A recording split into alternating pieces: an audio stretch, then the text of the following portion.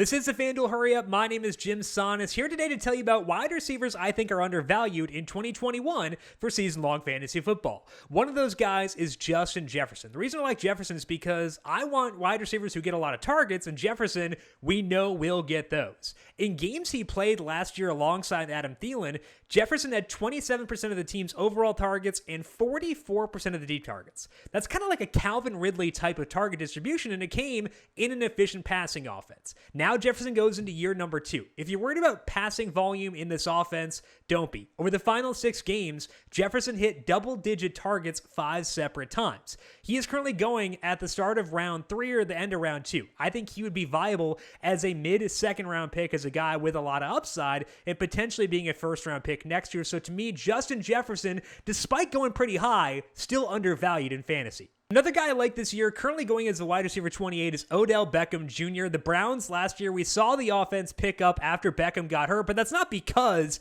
Beckham got hurt. It's because Baker played really well as he got more familiar with that new system, and the offensive line played well too.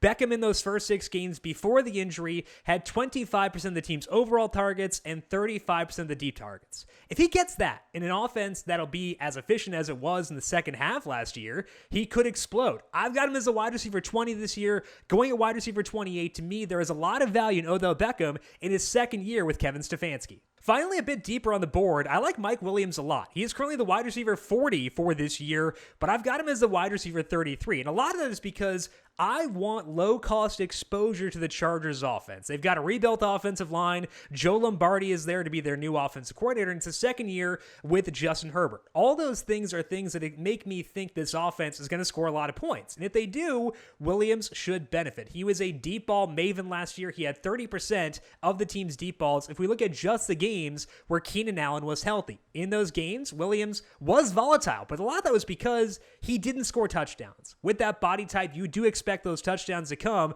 So to me, Mike Williams, a guy to target if you want to get low salary exposure to this Chargers offense, which I very much do. That's going to wrap things up for today. Back next week, though, to talk about undervalued tight ends for 2021. We'll see you next time here on the FanDuel Hurry Up.